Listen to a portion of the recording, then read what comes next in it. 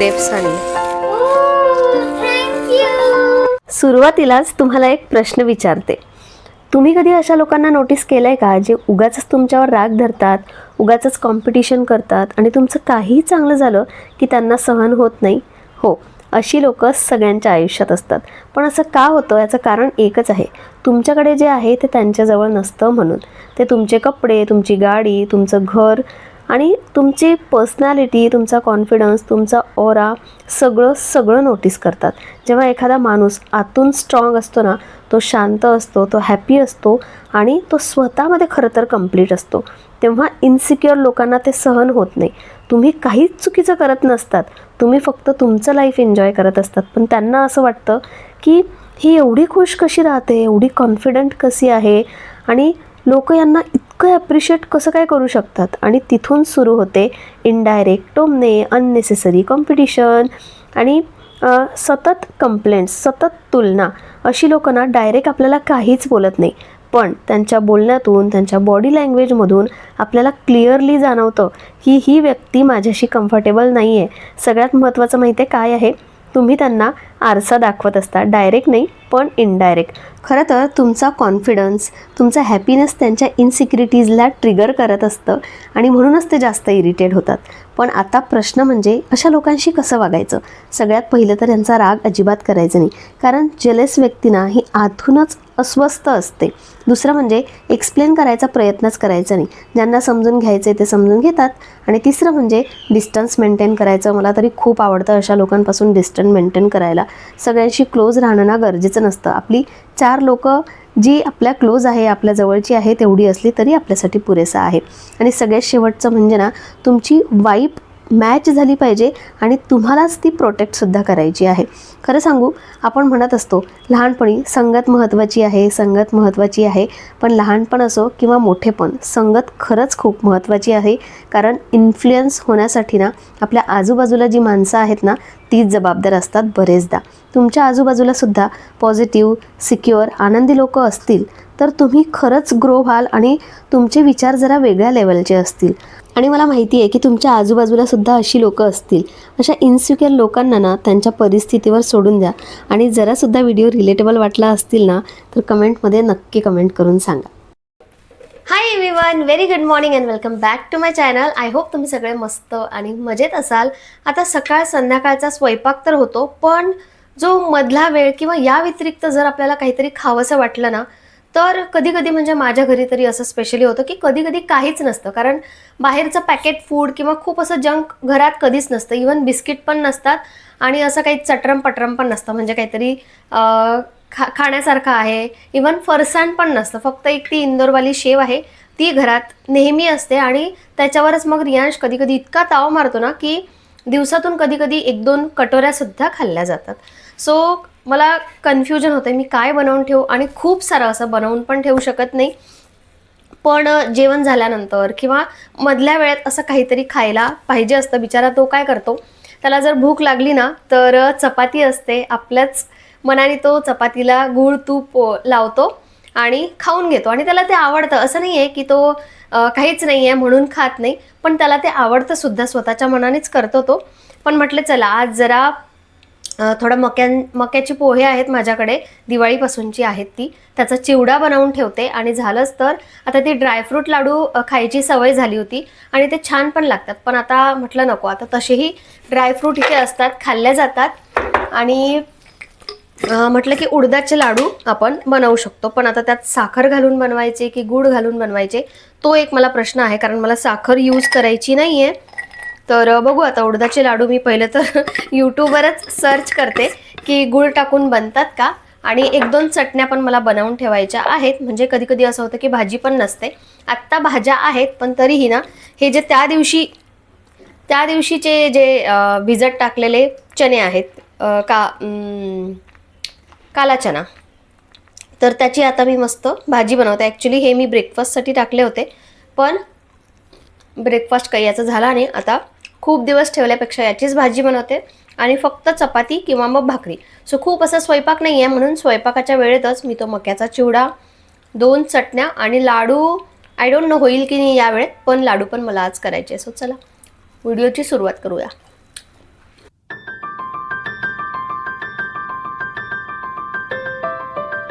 सकाळचा स्वयंपाक तर होईल, पण रात्रीचंही आधीच माझ्या डोक्यात आहे की काय बनवायचं आहे. रात्री मी कबाब किंवा टिक्की बनवायचं प्लॅनिंग करते आणि त्याचसाठी बटाटा उकळायला टाकते. कारण टिक्की काही बनवायचं असेल ना तर एक बटाटाच असा आहे जो प्रत्येक ह्याच्यात लागतोच.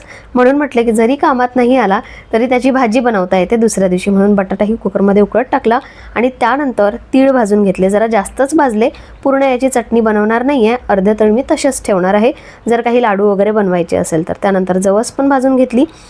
तिळाची चटणी खूप सिंपल पद्धतीने बनवते, पण जवसासाठी बघा मी थोडंसं तेल घेतलं, त्यात जिरे, थोडे शेंगदाणे, थोडा डाळवा आणि लाल मिरची, खडी मिरची आहे ती टाकली आणि लसूणच्या पाकळ्या टाकल्या.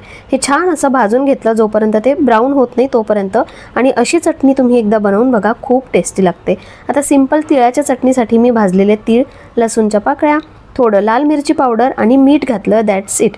वरून जर तुम्हाला तेल घ्यायचं असेल तर तुम्ही घेऊ शकता, पण आम्हाला तरी तेल घ्यायची सवय नाही आहे. ती अशी कोरडीच छान वाटते आणि बऱ्यापैकी तिळाची चटणी बनवून ठेवली. त्यानंतर आता ही जवसाची चटणी, सेम जवस मी मिक्सरच्या भांड्यात काढून घेतले होते आणि हे जे भाजलेलं सगळं आहे ते सुद्धा काढून घेतलं. आता यात फक्त मीठ घालायचं बाकी होतं, दॅट्स इट. अशी चटणी तुम्ही एकदा बनवून बघा जवसाची.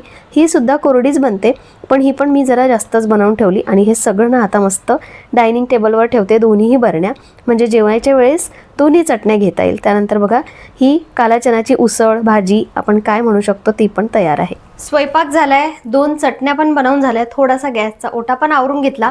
आणि गॅसचा ओट्याचं असं आहे ना, म्हणजे आपला प्लॅटफॉर्म कितीही मोठा असला तरी आपल्याला तो कमीच वाटतो. म्हणजे मला असं वाटतं की इकडे आणखी जास्त स्पेस पाहिजे होती. म्हणजे हे जे भांड्यांची रॅक आहे ना, ते ठेवलेली असली ना की असं वाटतं की पूर्ण ओटाच भरलेला आहे. म्हणजे इथे गॅस, इथे हे सगळं सामान असतं स्वयंपाक झाल्यानंतर आणि इथे भांड्यांची रॅक असते. सो असं वाटतं की आणखी थोडा मोठा पाहिजे होता, किंवा इथे ना फ्रीजच्या जागी आणखी हा एक्सटेंड केला असता तर परवडलं असतं. पण मग फ्रीज कुठे ठेवला असता. असो, तो तर आपलं घर काय ओटा काय किती असलं तरी आपल्याला कमीच पडतं.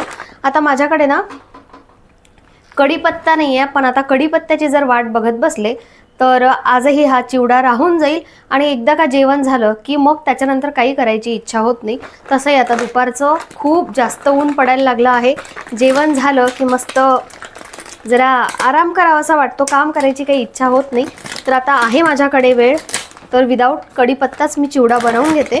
आणि हा तर आहेच, पण मला हा पण एक छोटंसं पॅकेट दिसलं, बघते, चेक करते, जर चांगलं असेल तर दोन्ही मिक्स करून ना हे संपवून टाकते. तसा पोह्यांचा चिवडा बनवला तर मी थोडे थोडे वापरत असते, पण म्हटलं नको, आता पोह्यांचा चिवडा नको. हे जे मक्याचे पोहे आहे ना, फक्त त्याचा शेंगदाणे टाकून चिवडा बनवते. चला,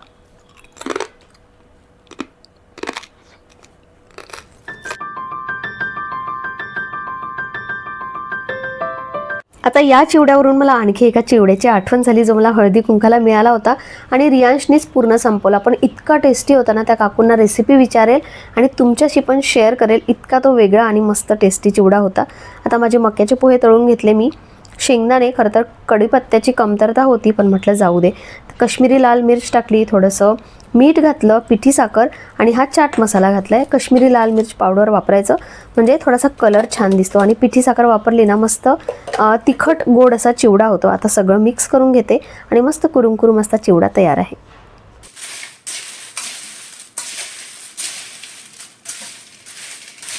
एकदम मस्त झालाय. आणि पिठी साखर टाकली ना अजून जास्त छान लागते. पिठी साखर ॲक्च्युली खूप थोडीशी राहिलेली, आता जेवढी राहिली आहे तेवढी पण मी टाकून देते, कारण खूप असा गोड नाही झालाय.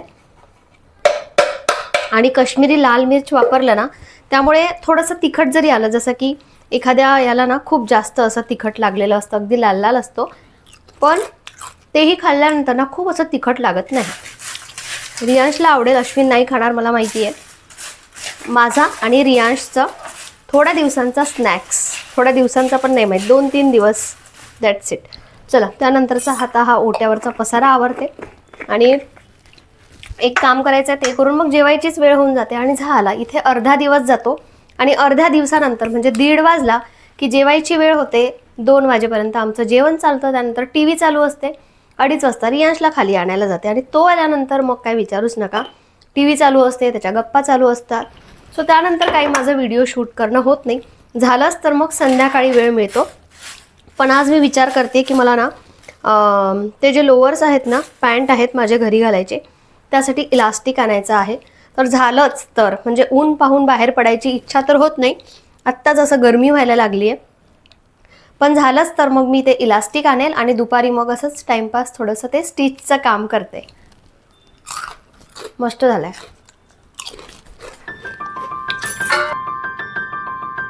सकाळी सगळं आवरल्यानंतर संध्याकाळी कोणाकोणाचं घर असं होतं मला नक्की सांगा. आता मी घर नीटनेटकं ऑर्गनाईज कसं ठेवायचं असं सांगत असते, पण माझ्याही घराची अवस्था कधी कधी अशीच असते. कधी कधी काय संध्याकाळी तर घर ऑलमोस्ट असंच असतं. रियांश दुपारी आल्यानंतर जो काय पसारा, खेळणी, बुक्स सगळं त्याचं इतकं अस्ताव्यस्त पाडून ठेवतो ना, कधी कपडेसुद्धा असतात. आणि प्रत्येकाचं, लहान मुलं ज्यांच्या घरी आहे त्यांचं घर असंच असतं कितीही आवरलं तरी.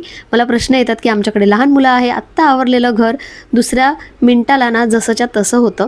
पण आपलं हेच काम आहे. आपल्याला तसंही आज आवरलं आहे म्हणून पुढचे काही दिवस आवरायचं नाही असं तर आपलं होत नाही. आपलं हे काम इतकं कंटिन्यू म्हणजे इतकं प्रोसेसमध्ये राहतं ना की यासारखं दुसरं कुठलं काम नाही आहे. त्यामुळे टेन्शन घेत जाऊ नका. कधी कधी अस्ताव्यस्तही असतं घर, पण आपलं घरात जगणं महत्त्वाचं आहे आनंदाने. संध्याकाळी बाहेर पडलं थोडं सामान आणण्यासाठी, जसं की मला इलास्टिक वगैरे आणायचं होतं आणि थोडासा वॉक पण केला. तर बाहेर वॉकसाठी जाऊन आलो आणि तुझ्यासाठी ग्रेप्स आणले.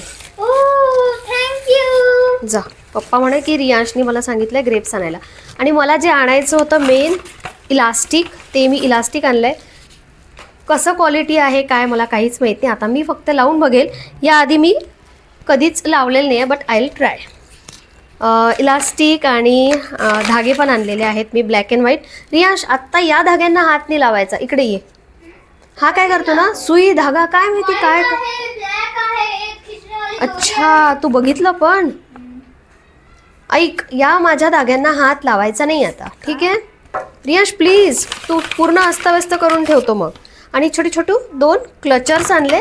बाकी त्या फरसानवाला शॉपमध्ये गेलो होतो तिथून. अरे ही वेगळी शेव आहे रे, ही माझ्यासाठी आणली आहे पप्पानी, ही माझ्यासाठी आणली आहे आणि ही तुमच्या दोघांची आहे. Very good. चला आता ना मला टिक्की बनवायची होती. सकाळी मी बटाटा बॉईल करायला करून ठेवला आहे. आता मटर, पनीर आणि काय टाकतात, पालक. तर पालक काय असतो तो हराभरा कबाबसारखा तर नाही, कारण पनीर जास्त नाही आहे, थोडंसं उरलेलं आहे तर तेच टाकते. बाकीचा बटाटा आणि बघू आता कशी बनते. काम चालव काहीतरी, कारण सकाळचं पण आहे. चल मला पण दे ना ग्रेप्स.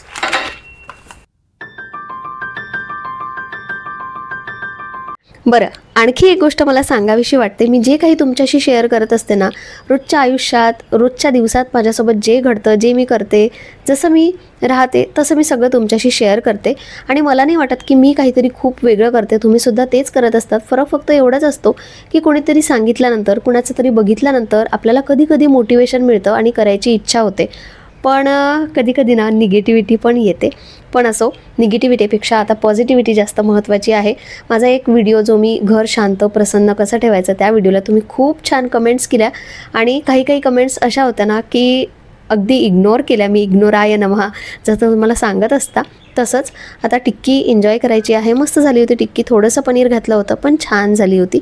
पुढच्या वेळी रेसिपी नक्की शेअर करेल, कारण मला माहिती आहे तुम्ही रेसिपी मागता. रियांशला भूक लागली होती म्हणून सगळ्यात आधी त्याला दिलं. आणि मी अश्विनसाठी यावेळी मात्र थांबणार आहे, कारण अश्विन गेले होते थोडेसे बाहेर. असो, आजचा व्हिडिओ कसा वाटला नक्की कमेंट करून सांगा. आवडला असेल तर नक्की लाईक, शेअर, सबस्क्राईब करा आणि व्हिडिओ हाईप करायला सुद्धा अजिबात विसरू नका. चला बाय.